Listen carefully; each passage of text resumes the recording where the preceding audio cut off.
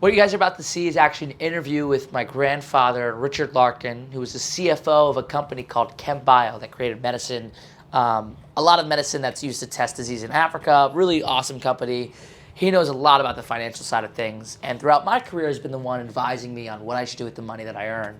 A lot of us performers don't really know what to do with the money that we're bringing in and don't have formal training on the financial side, so this is going to be super helpful for you. So I'm just going to pass it along to my grandfather. Grandpa, go knock it out of the park.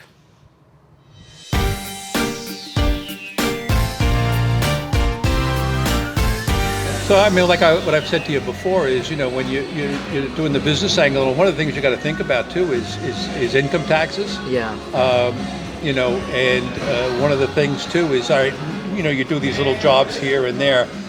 People aren't always going to give you a 1099, but you do get them when you make more than $600 from a job, and then all of a sudden now you have to start to report. Well, you need to start tracking your expenses, and if you don't start tracking them from the beginning, it's very hard at the end to do it. Yeah. So you need to track your mileage, your hotels, the money you spend on magic tricks and so forth. All of that kind of stuff is stuff that you can then deduct at the end of the year.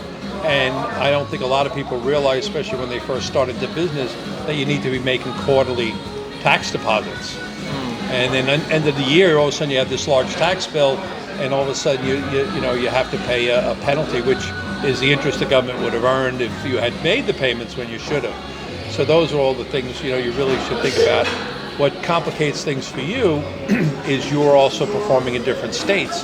So that's going to complicate things at the end of the year. You may have to file in various states. Wow. As well. So Wow. Taxes are not something to forget about. You mentioned also earlier about insurance and stuff, which is always a good thing to have. And we talked about things like with the shows and the music and making sure you have the right licenses and everything. Yeah. And I think the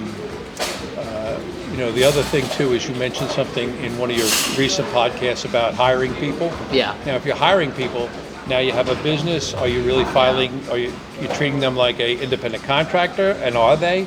Or are you really paying them a salary, and are you paying their income taxes, withholding their taxes and paying their Social Security and so forth as well? Yeah, usually my people are independent contractors. Most of them are. I've got one person who's not. He lives in the Philippines. How does that work? Well, if he's in the Philippines and he's doing the work in the Philippines, and that's I don't think you're responsible for anything on that. Okay. But again, if you're paying someone more than $600, you're supposed to be issuing them a 1099 as well, which means you should be getting their Social Security number as well. And so those are just the little things to consider. Also, is whether you should incorporate. And therefore you make yourself a business, therefore you have some protection, less liability. And then what happens is you pay yourself a salary so you can control your income a little bit better. For people who don't know, you should tell why incorporations are important.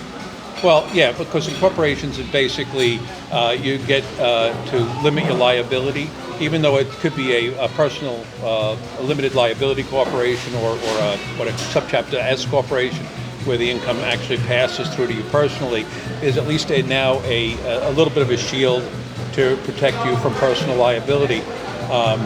The thing it doesn't protect you from is gross negligence. So if you go out of your way to do something really wrong, they could still pierce the corporate veil and sue you, but it does offer you that additional protection. Same thing, you could have your car then in the corporate name, so that if you're in an accident or something like that, you got a little bit more of a protection. I heard that if your vehicle is used for 75% business or more, you can write the whole thing off. Is that true?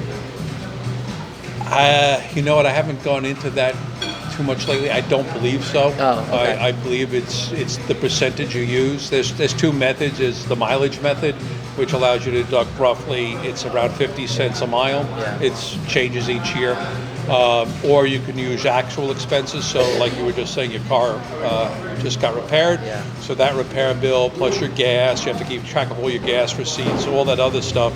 And then you also keep track of the mileages that you've driven for business versus your total miles. And then you use that percentage on those expenses to see which is greater. Yeah.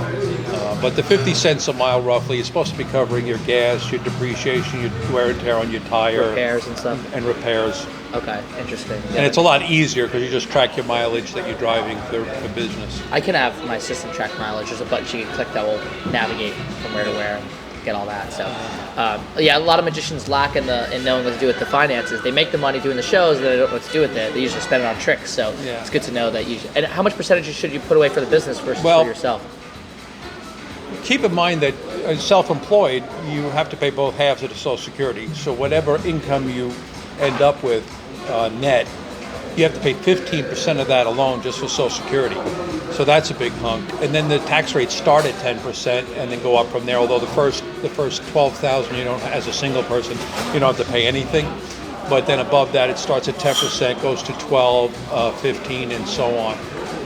So there's a good possibility you're starting out at roughly 25% just in federal, and then you have to pay the state on top of that. So you should be, any of your jobs, putting at least 25, maybe closer to 35% away just for taxes, and then the rest is available to you.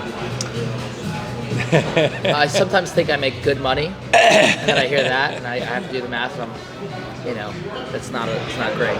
So now, one of the other additional things to keep in mind is retirement, and the younger you are, the better it is for you to get started. So if you can put away $1,000 or $2,000, do it. Whether it's an IRA, Roth IRA, regular IRA, you can do a KEO as a self-employed person, which allows you to put more money away.